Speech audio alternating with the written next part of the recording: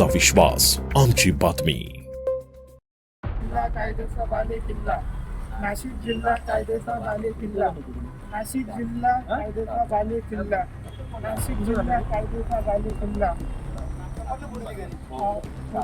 नाशिक जिल्हा कायद्याचा बालेकिल्ला, नाशिक जिल्हा कायद्याचा बालेकिल्ला, नाशिक जिल्हा। अंबड पोलिसांनी सिडकोतील उत्तमनगर भागातील शुभम पार्क परिसरात चारचाकी वाहनांची तोडफोड करणारे 2 आरोपी अटक करून त्यांची शनिवारी परिसरातून धिंड काढण्यात आली आहे।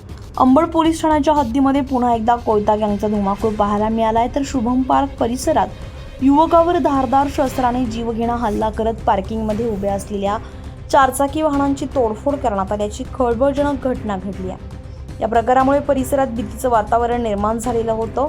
पोलिसांनी दिलेल्या माहितीनुसार फिर्यादी राहुल राजेंद्र बिडलाण वय वर्ष 30 राहणार शुभम पार्क सिडको हे गुरुवारी रात्री 11:30च्या सुमारास घराबाहेर बसलेली असतानाच त्यांचा परिचित संशयित आरोपी साहिल हिरे हा तेथे मोबाईलवर मोठमोठ्याने शिवीगाळ करत बोलत आला।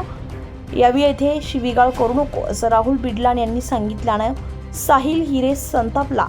यानंतर साहिल हिरे, सोमनाथ सोनवणे, दत्ता सोनवणे आणि इतर साथीदारांनी हातात कोयते, लोखंडी रॉड आणि लाकडी दांडके घेऊन शुभम पार्क परिसरामध्ये पार्किंगमध्ये उभ्या असलेल्या 3 ते 4 चारचाकी वाहनांच्या काचा फोडून मोठी तोडफोड केली आहे। तसेच राहुल बिडलाण यांच्यावर धारदार शस्त्राने छातीवर वार करत बेदम मारहाण केली आहे। बिडलाण यांनी दिलेल्या फिर्यादीवरून अंबड पोलिसांनी गुन्हा दाखल करून संशयित आरोपी हिरे आणि दत्ता सोनवणे यांना ताब्यात घेऊन अटक केली आहे। पोलिसांनी शनिवारी त्यांची शुभम पार्क परिसरातून धिंड काढली आहे। तर फरार 2 आरोपींचा शोध पोलीस घेत आहेत।